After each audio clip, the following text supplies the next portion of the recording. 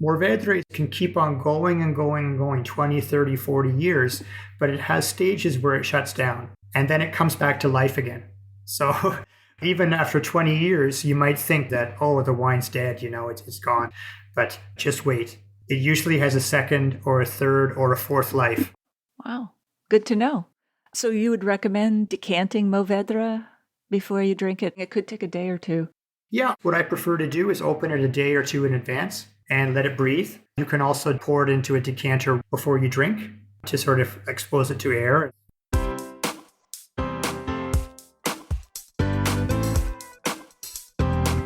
Do you have a thirst to learn about wine? Do you love stories about wonderfully obsessive people, hauntingly beautiful places, and amusingly awkward social situations? Well, that's the blend here on the Unreserved Wine Talk podcast. I'm your host, Natalie McLean, and each week I share with you unfiltered conversations with celebrities in the wine world, as well as confessions from my own tipsy journey as I write my third book on this subject. I'm so glad you're here. Now pass me that bottle, please, and let's get started. Welcome to episode 249. How does Mourvèdre taste different from other southern French grapes that also produced full-bodied red wines? Did you know that Mourvèdre can age for up to 40 years but has stages where it shuts down completely? And what would a 20-year-old Rosé taste like?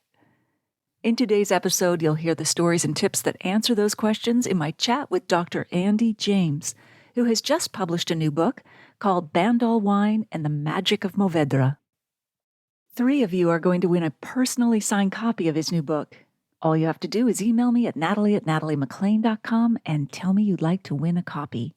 I'll choose 3 people randomly from those who contact me. In my new book, Wine Witch on Fire, Rising from the Ashes of Divorce, Defamation, and Drinking Too Much, I remember when my son was just 4 years old. He looked up at me and asked loudly when we were in the liquor store, "Why do we always have to go to the booze store, Mummy?" And he'd be spelling that B-O-O-S. "Because Mummy writes about wine. It's her career," I would tell him in an equally loud voice, avoiding eye contact with other customers. And then I remember looking up at a lady with an over-oaked Merlot and adding, "That's why no one needs to call child services." Is it worrisome that my most poignant memories with my son took place in liquor stores? Well, I guess if I'd been a carpenter, we would have been chatting in the woodshed. Have you had any memorable moments in the liquor store? Let me know. Here's a review from Margaret Butner in Vancouver, BC. Natalie's recounting of the world caving in on her evoked so many emotions. Anger, lots, sympathy in buckets, and admiration by the boatload. What she does for a living is so interesting. I've read Victoria James' book, Wine Girl, as well, and have so much admiration for both of them, rising above the misogyny of other reviewers. I ached for her at times, but I think the strength of her story is not dwelling in the crappy times, but in rising from the ashes, as she says, so much more rising and less falling. Thank you again for sharing your story with us, Natalie. Well, thank you, Margaret. If you've read the book, I'd love to hear from you at natalie@nataliemclean.com. If you haven't got your copy yet and would like to support it and its message and this podcast, please order it from any online book retailer, no matter where you live. Every little bit helps spread the message of hope, justice, and resilience. I'll put a link in the show notes to all retailers worldwide at nataliemclean.com/249. Okay, on with the show.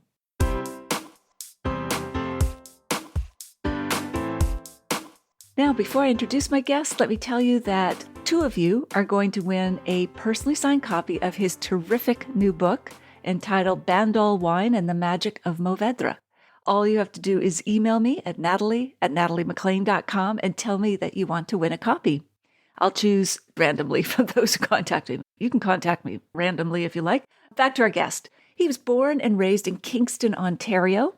Andy James played tennis and loved to read and play Scrabble. He's always been fascinated with words, and he dreamed of becoming a novelist. After graduating from Queen's University, completing a graduate degree, from the Mississippi State University, and then a PhD at the University of Ulster in Northern Ireland. He has subsequently become a professor in the School of Commerce at Meiji University in Tokyo, and has published a new book, which I just mentioned, Bandol Wine and the Magic of Mourvèdre, although he's published many other books, essays, and other writings. And he joins us now from his home in Tokyo. Welcome, Andy. It's so great to have you with us. Hi, Natalie. Thank you. All right. So before we dive into your wine career, tell us how you ended up in Japan, because you actually went to school very close to where I live in Ottawa. You were in Kingston, only 2 hours away. That's a long journey down to Mississippi and then over to Tokyo. So how did you get there? Yeah, it's not such an exciting story, but my father was a guest professor in Japan just at the same time that I had finished my master's degree in Mississippi. So he said, Andy, do you want to come and visit me in Japan? And I said, Dad, I have no money. He said, I'll pay for you. And I said, I'm going. So I went to visit him, and then I just ended up finding a job teaching at a high school. And I really enjoyed studying Japanese. I got hooked on that. And I enjoyed Japanese culture a lot. So one thing led to another, and then I ended up staying. Wow. So you must be fascinated with Tokyo. Like, what is it that you like about the culture? Why didn't you move back to Canada? I don't know, Natalie. It's a difficult question because I do miss Canada. I miss my friends if they still remember me. But I think if you ask expats this question, you probably get a similar answer from most of them, that after a while living in a foreign country, it's like an investment. You end up not just developing roots there, but you become more marketable in the country where you settle down. And all of your work experience, professional experience, for me, it was in Japan. So if I go back to Canada, it's like starting all over again. Right. And before you know it, yeah, this is my life. So I think that's kind of the way it developed. But I also really liked the fact that Japanese food is great. Mm-hmm. Do you like Japanese food? Oh, I do. Yes, absolutely. Yeah, no, it's great cuisine. And then, of course, there's sake. So yeah. Does Japan make grape-based wines? Like, is there much of a wine industry there? Yeah, there is. The Japanese mentality is that they can overcome everything. So it probably has one of the worst climates in the world for growing grapes for wine, because it's very hot and humid and you get way too much rain. But they still try. And I would say that there are some places in the north of Japan, the northeastern part, that they can grow grapes and make pretty good wine. But it's an ongoing struggle. And I think a lot of people are fascinated about, with climate change, maybe the northeastern part of Japan, which was too cold before, maybe something like, Scandinavia, Denmark and Sweden. Now maybe soon they'll be able to grow grapes they couldn't grow before and make good wine. Wow, yeah, everything's changing. Canada too, of course. Yeah. Before you got into writing about wine, you wrote a book on Kingsley Amis, the English writer, and as you say, famous misanthrope. He was also famous for the novel Lucky Gem, among others. What drew you to him as a writer? Yeah, I guess one thing that I came across with Amis early on was when he was writing his novels, he tried to imagine the reader's face, and he looked for signs of boredom in the reader's face. And he was a writer who was really acutely aware of his audience. He's extremely entertaining, but also polarizing. So some people hate him. Why? Well, because he's a misanthrope. Some people said he hated women, but he basically just hated everybody. So equal opportunist hater. Yeah, exactly. So that's who he was, and he offended a lot of people. But I found him extremely entertaining, but at the same time, the polarized aspect was really interesting to me, because I felt that people didn't really take him seriously. They looked at him as kind of an entertainer, but not somebody worth really probing deeply. So that was what interested me. I remember his famous description of waking up with a hangover. And all I remember was his mouth felt like a mausoleum and a small creature or a mouse had died in there. It was so good. Have you ever had a hangover like that? No, not that extreme, but and I don't aspire to, but I thought that writing is spot on. The feeling on a lesser scale. And then you wrote about another British writer, Greene. Were you drawn to him for the same reasons, or was he quite different? Yes, some are the same. I'm working on my biography of Greene now, actually, and I'll be finished it in the middle of next year. But there are some similarities, and actually Amos wrote a monograph, a short biography of Graham Greene in the 1950s, which was lost And Amos was always bemoaning the fact that Greene wouldn't die, and he just kept on writing novel after novel, so he had to keep updating his notes all the time. How inconvenient. So, how inconvenient for Amos. But Greene was also very entertaining, as I'm sure you know, and also polarizing. So he had very strong opinions about politics and also about religion. And I think, this combination of being very entertaining, but also touching some points that could be controversial was what interested me in Greene. I'm working on this angle, which is basically people haven't really looked at his novels as metafiction. And metafiction, to explain it simply, is just that the writing is a comment on writing. Ah, okay. So you can look in the text of the novels and you can see what comments about what it means to be a writer, what is a good novel, what is a bad novel, all of Greene's anxieties about writing. So that's the focus I'm taking. Oh, that's interesting. And do you aspire to have those same elements in your own writing, to be polarizing, to be, entertaining? I'm sure that's what many writers aspire to be, but is that also something you try to incorporate yourself? Not polarizing. Okay. No, I don't go for that. I try to be, you hope that everybody likes what you write, but I guess I do try to incorporate my literary training, which means that I try to find a problem or an unresolved issue in the wine world, and then I research it. So basically, for example, why doesn't anybody drink Gewürztraminer anymore? Go to Alsace and you ask the winemakers, why is it? What's going on with this? So you begin with a question you don't know the answer to. Okay, well, let us know the answer then, because you've just put it out there. So why don't people drink Gewürztraminer? Is it because we can't say it, or most people are uncomfortable pronouncing it? Yeah, it's a good question. I think what they told me in Alsace was that they blame the sommelier. Really? Who keep on recommending dry white wines because they think that's what the public wants now. So if you go to a restaurant, they hesitate to recommend a Gewürztraminer. And the other thing is the French no longer have 5-course meals where Gewürztraminer comes at the end with the cheese plate or with the dessert. So yeah, don't they make Gewürztraminer in a dry style though as well? Yeah, they do, but it's still quite rich. And people are put off. And the perception is that Riesling or something that's lighter and drier and more chic is what people want now. And yet we talk dry, drink sweet, especially with all the cuisines we eat. It almost demands something with some sweetness because they're so spicy or hot or whatever. But also Gewürztraminer, I find one of the issues, Gewürz means spice, but it actually doesn't do well often with spicy foods. I don't think it has enough acidity the way Riesling does. And so, as you say, it's a rich wine. And it doesn't have that balancing acidity. I don't think people even get that far with it after looking at it on the restaurant list. And it's like, no, I think I'll just pronounce Cabernet or whatever. Yeah, okay, cool. So you're also interested in the evolution of wine language and words. And you wrote some essays on wine manga, the drops of God. How does the manga series influence wine language, in your opinion? Well, this was a manga series that was popular in the 2010s in Japan, really popular, as you may know. And I think it's also now popular in the US and maybe Canada too. Yes. So what I understand is that it really captivated an audience that was not familiar with wine. The people in their 20s and 30s who, some of them had disposable income, some didn't, but they never thought about drinking wine. They were probably beer drinkers, if anything. But the manga was sort of iconoclastic because the main character would describe wine in a very non-traditional way. So he would talk about, this wine reminds me of, butterflies in a spring garden. And the other people would look at him like he's crazy. Or some of them would say, oh, that's a great description. And so this was a common theme throughout, that you didn't have to know anything about wine. You could just describe it however you wanted with your own human experience.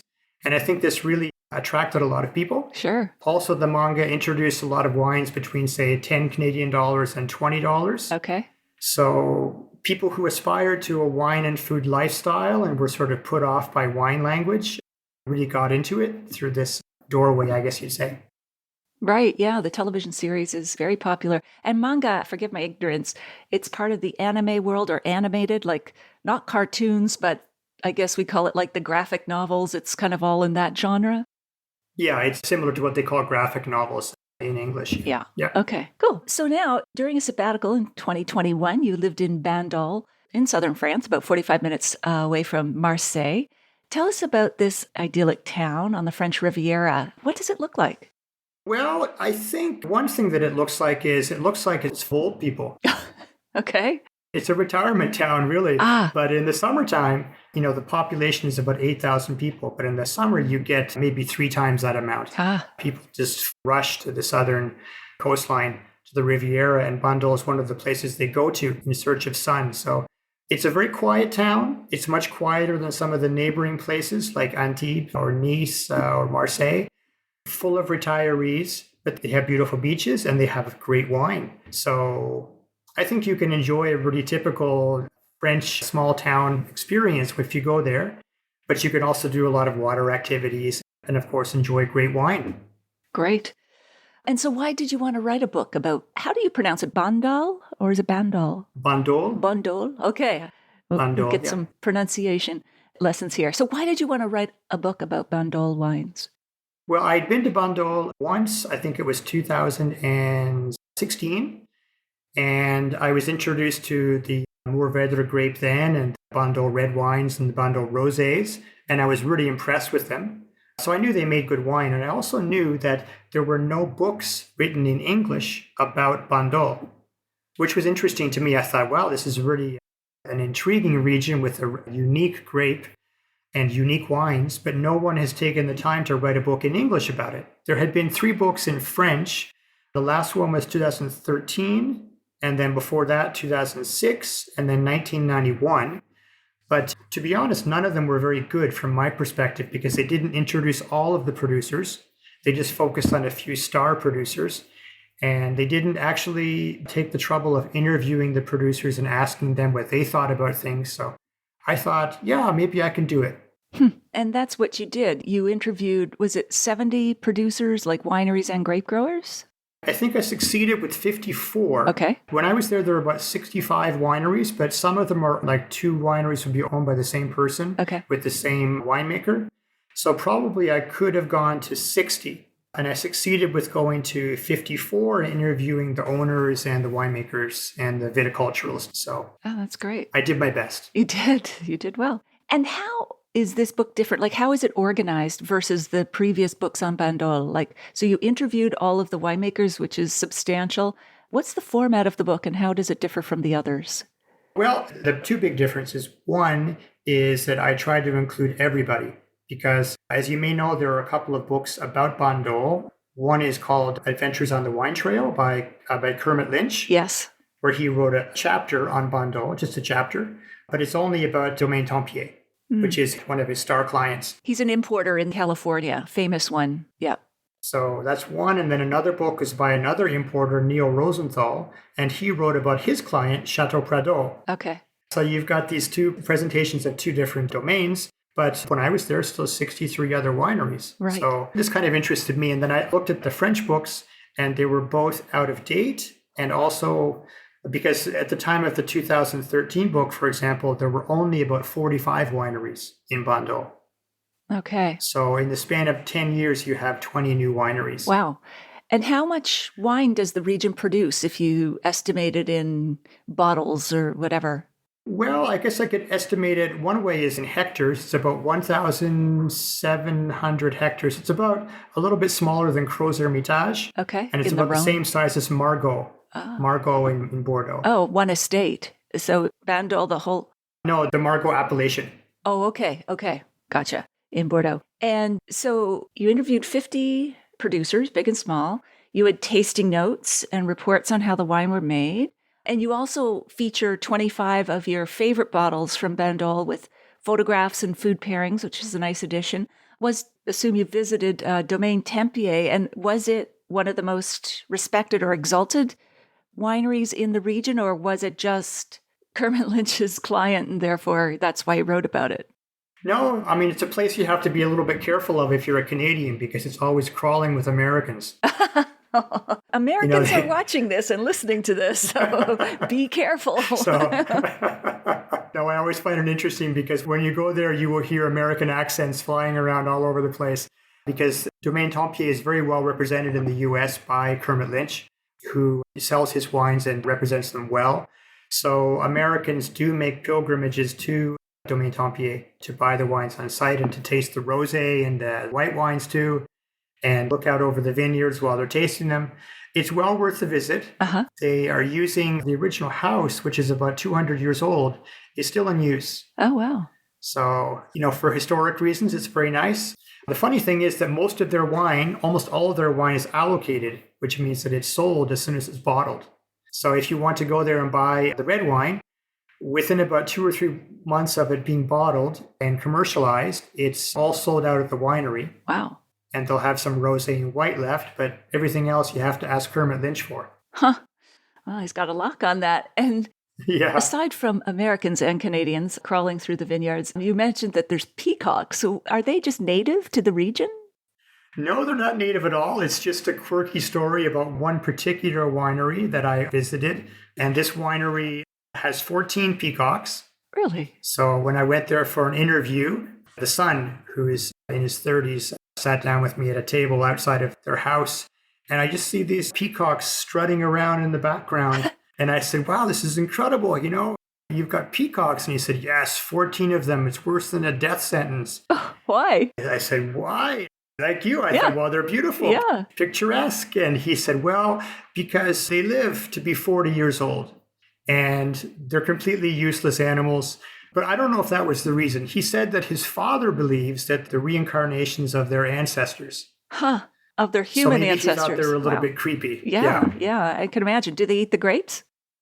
I don't think so. They just strut around and look beautiful.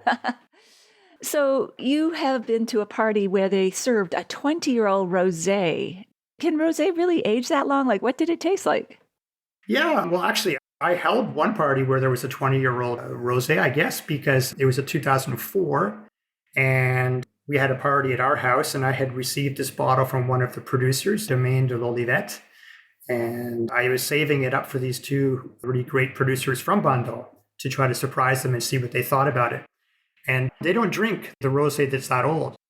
Right. Usually the advice, is to drink it within a year or two of the vintage. Like rosé is meant to be consumed fresh, young. Yeah. Yeah. So we shared it together, and I probably had drunk more old rosé than they had. So that was interesting for me. But I think the interesting thing about old rosé is that it has a lot of interesting contrasts. That bottle in particular, I remember, had an aroma of petrol and candied fruits, like, candied orange slices. So immediately two very sort of contradictory, contrasting aromas. And in the mouth, it was surprisingly light, but not terribly oxidized, but it had notes of sherry as well. And then in the aftertaste, it still had structure and it was still firm. But the interesting thing is that as the wine loses its fruitiness and its primary fruit, with Bandol, with a lot of Mourvèdre, it gets really round in the body, almost chewy. Oh, wow. So you get these really nice sensations.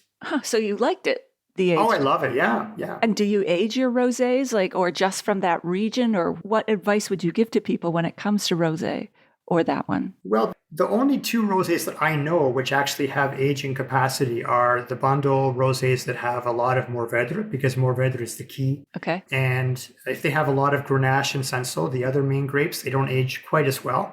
But the other area is Tavel. Right, in the Rhone Valley. Tavel is exactly. Yeah. And they make basically all Grenache. But these are maceration rosés. So they let the juice sit on the skins for several hours because they have a minimum color requirement. They have to have a particular darkness threshold that it goes past. Okay. So this gives it some tannin, which helps to preserve the wine, and more body. So Tavel can easily go 10, 20 years. I had a 25-year-old bottle of Tavel rosé that was great. Wow, I didn't realize that.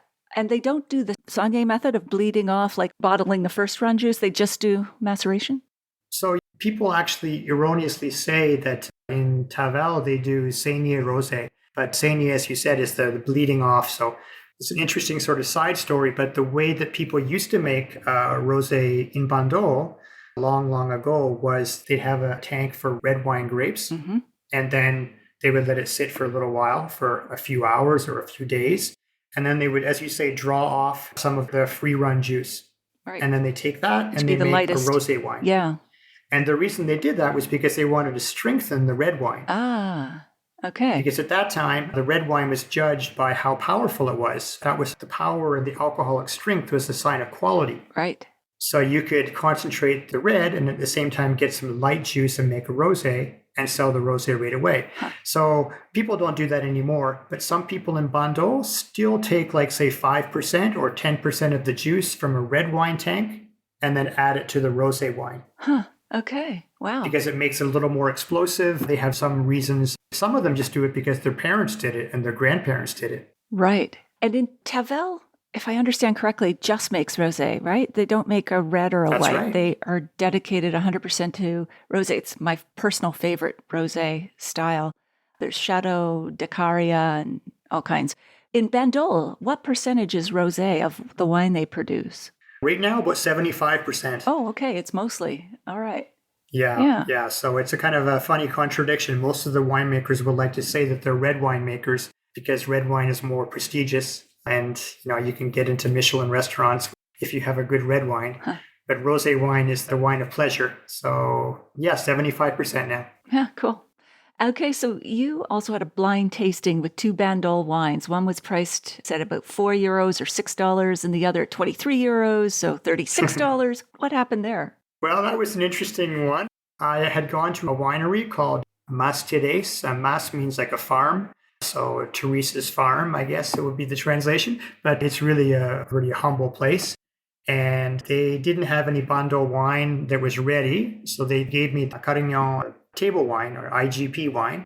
So it was €4.80, I think. And I was quite impressed. It was very smooth, not terribly complex, but easy to drink, fresh. And it did have a few nuances. So I bought a couple of bottles, brought it home. And about a year later, I had a dinner party, and there were 5 guests at the dinner party. So just as a little bit of fun, I decided to do a blind tasting.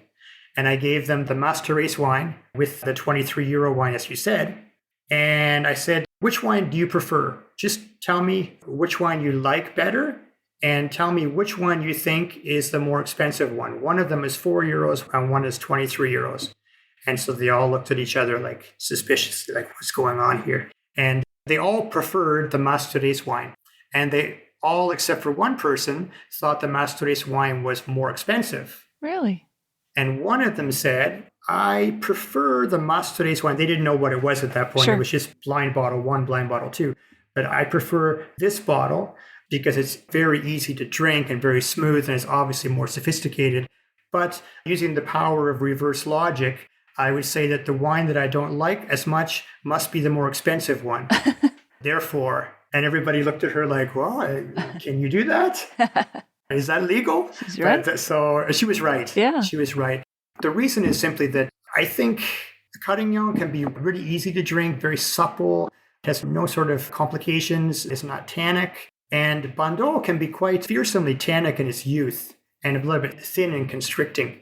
So the people were being honest about the fact that they preferred the easygoing wine, but I still can't really figure out why they thought it must be the more expensive one. That still baffles me a little bit. Well, maybe they associated liking with price quality, but were they wine knowledgeable people, or were they sort of everyday kind of wine consumers? Yeah, they all have wine cellars. They're quite knowledgeable. Okay. They live in the south of France, but they're not wine experts. Sure. And a lot of people don't really like Bandol red wine in its youth because it is quite powerful. Right. So, yeah, a lot of people in the south of France will still drink very easygoing IGPs and bag-and-box wine because it's so supple and easy to drink. And when you say powerful, do you mean tannic mostly, or what is Mourvèdre in its youth, the grape? How does it taste? Well, it's a little bit grumpy and growly. Mourvèdre is an antioxidant, so it can be quite closed, not very expressive at times. It needs oxygen. Okay. So you need to aerate it. You need to open it up a day or even 2 days in advance. It can also be quite thin and a little bit harsh if it's grown in the wrong places. It needs some water reserves, but it also needs to be challenged, to have lots of sunshine, to be close to the sea. So you get, well, a lot of bright red fruit, I would say, and spice, licorice spice.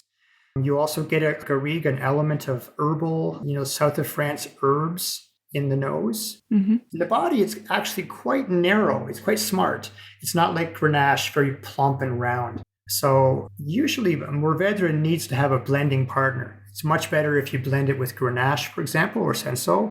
which are more generous and sort of fill out the body a little bit. That sounds like Cabernet Merlot duo, like they need each other. Yeah, exactly. Cabernet Sauvignon Merlot, I think it's a good comparison. Yeah. Yeah. And you say it's an antioxidant. So aren't most big red grapes of that nature? Or is this unique to Mourvèdre when you say it's an antioxidant kind of grape that needs oxygen to open up? I think, the other one that's like this, Nebbiolo can be like that too. Okay. Because they sort of close in on themselves and don't reveal anything Okay. at certain times in their evolution. I don't know that Cabernet Sauvignon is so much like that, but there probably are other grapes, as you say, that the big tannic like red grapes that are like that. Yeah. And then what happens as it ages? You said it becomes more round. What else happens as Mourvèdre ages? Well, one of the interesting stories that I was told by actually the Domaine Tempier technical director, Daniel Ravier, who's a great interview subject and taught me a lot. He said that, Bandol, the evolution is not linear. It goes up and down. Okay. So people are often tricked by it because you could get, say, a 5-year-old bottle and it's gone to sleep. The nose is dumb. It's not very evocative, very expressive. And you think, what's going on here? And then, you open it up a year later, another bottle of the same vintage, and it's beautifully opened up and everything's going well.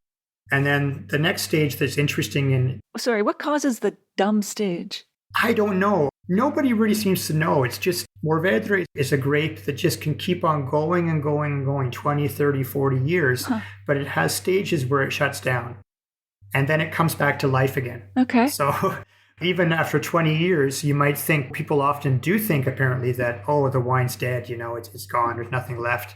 But Daniel Ravier, he always said to me, but just wait. It usually has a second or a third or a fourth life. Wow. Good to know. So you would recommend generally decanting Mourvèdre before you drink it? I guess you were saying it could take a day or two. Yeah, I'm not really a big decanting guy. Okay. Because in France, most people don't decant. Okay. And I guess they sort of educated me in that. Don't decant. Especially with younger wines, what I prefer to do is open it a day or two in advance. Okay. And let it breathe. You can also do a little carafe. You can, as they say in French, carafe. You just pour it into a decanter before you drink. Okay. To sort of expose it to air and shake it up a little bit. But with the older ones, I never would decant older wines. Sure, because they could fall apart, right? You asked another question. Yeah, well, I always think that older wines are like, you should treat them like you treat your favorite grandmother. She doesn't want to be jostled or shaken up. Treat her with respect, give her some space, give her some time, and she'll probably be okay. So that's the way I treat the old wines. Right. Makes sense. But when you say you open it, are you just opening the bottle? Because I didn't think that would do much because the airspace is so small. If you just take the cork out of a bottle, does that really do anything for the wine? Like if you're doing that a day beforehand? Yeah. Yeah, for me it does. I was surprised too, but it really works wonders. So if you leave it for even 12 hours with the cork out, you'll see a significant difference with a lot of Mourvèdre. 1 or 2 days, it should be completely expressive. Interesting. Okay.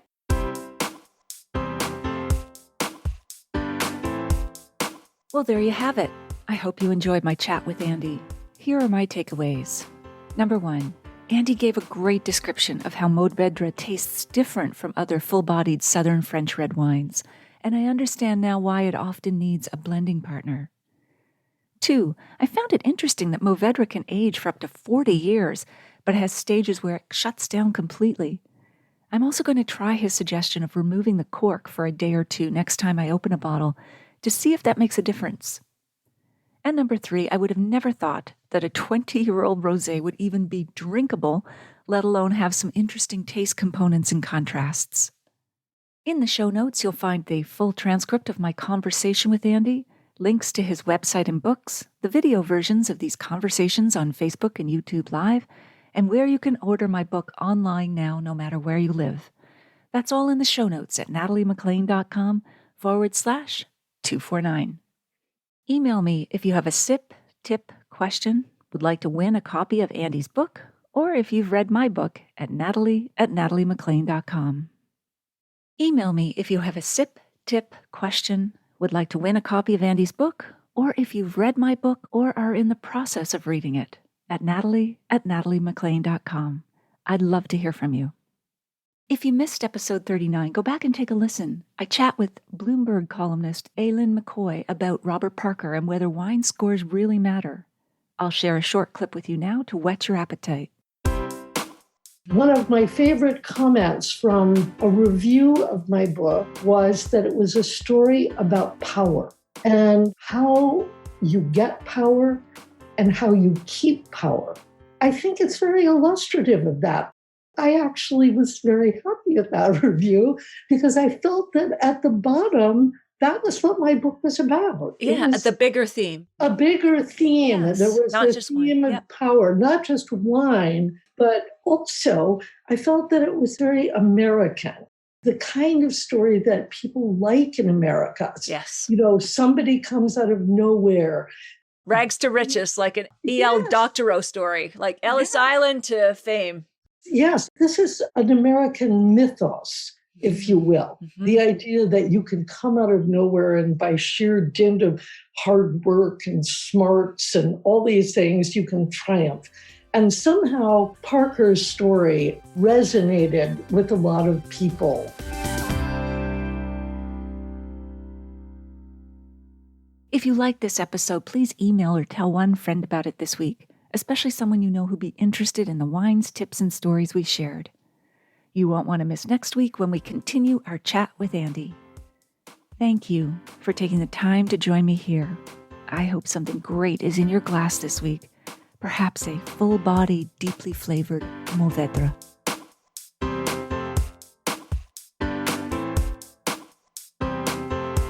You don't want to miss one juicy episode of this podcast, especially the secret full-bodied bonus episodes that I don't announce on social media. So subscribe for free now at nataliemclean.com/subscribe. Meet me here next week. Cheers.